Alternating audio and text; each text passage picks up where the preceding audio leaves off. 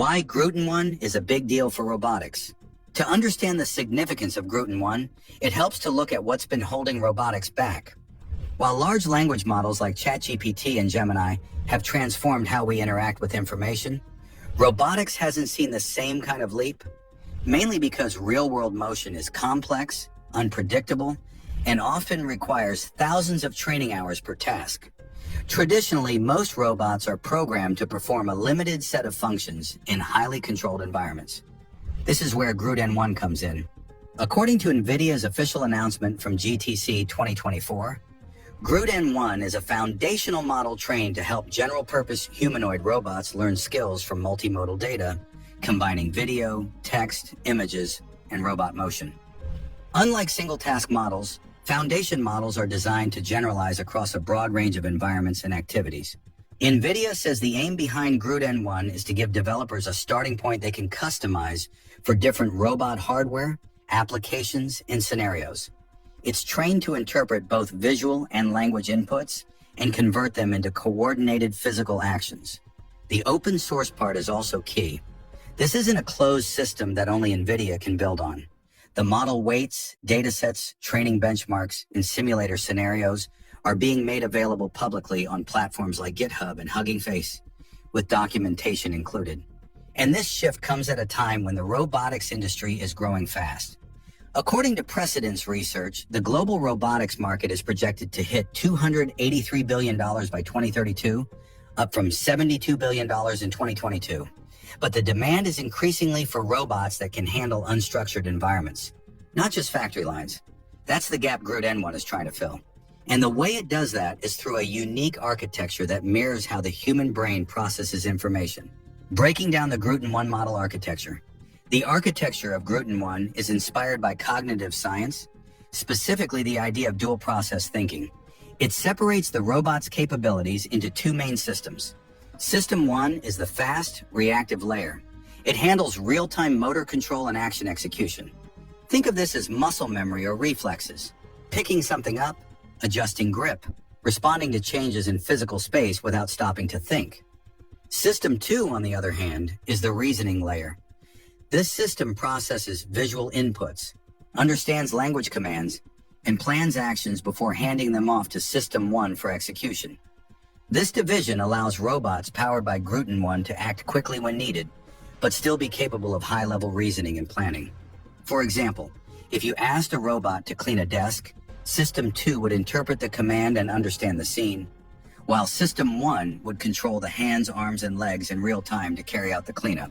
The model has been trained using data that includes both robot action trajectories and human demonstrations, videos of people performing tasks that the model can then learn to imitate.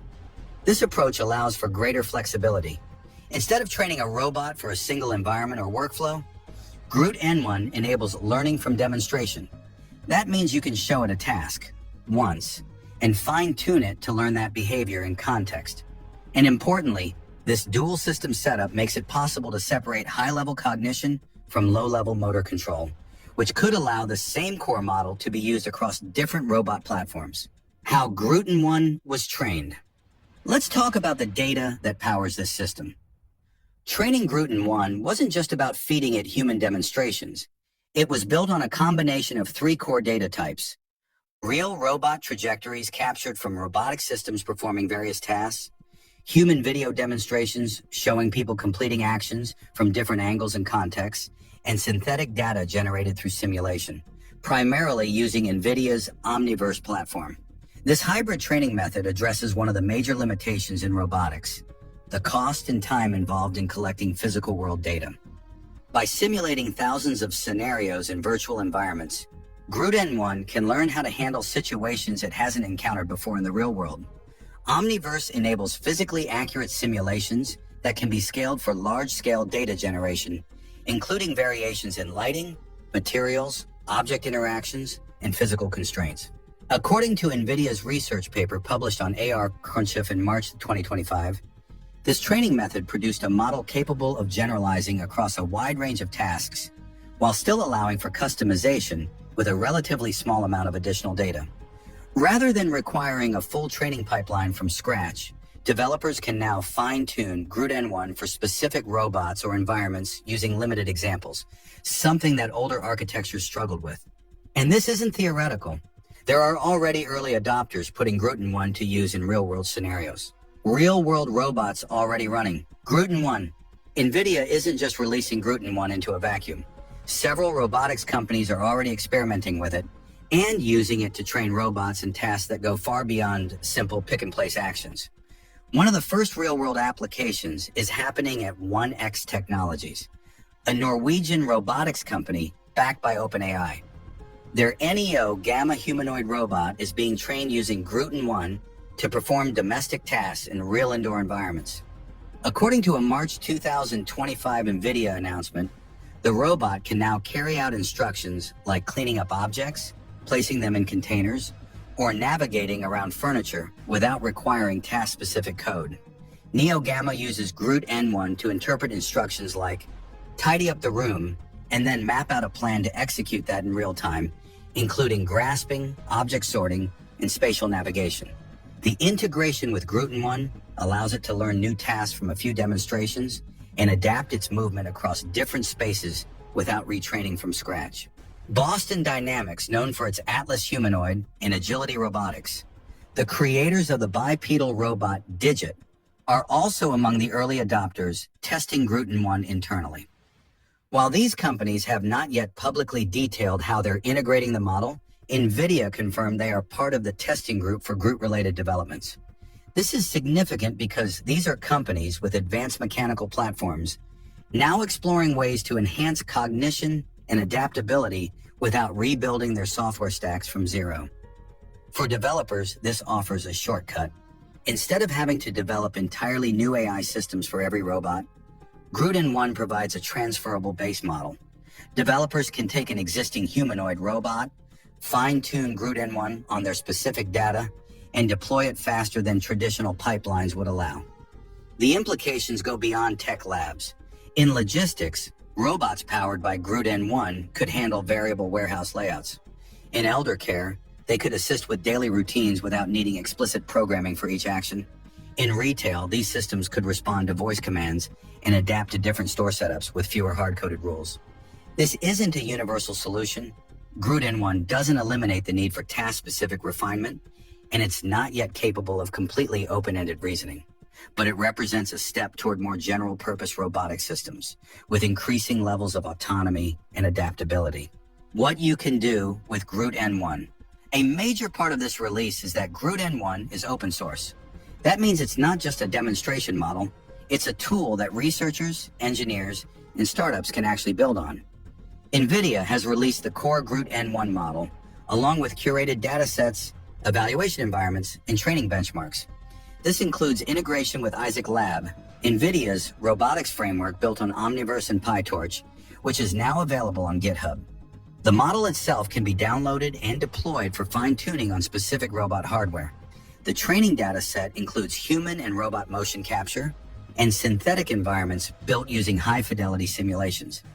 It's also accessible via Hugging Face, a platform for hosting and sharing machine learning models. The benefit of that is clear. Developers can quickly integrate GROOT N1 into their own projects without setting up complex training infrastructure from scratch. There are also starter environments and tasks that allow for benchmarking GROOT N1's performance. Developers can compare how their version performs on tasks like navigation, sorting, object manipulation, or multi-step action sequences.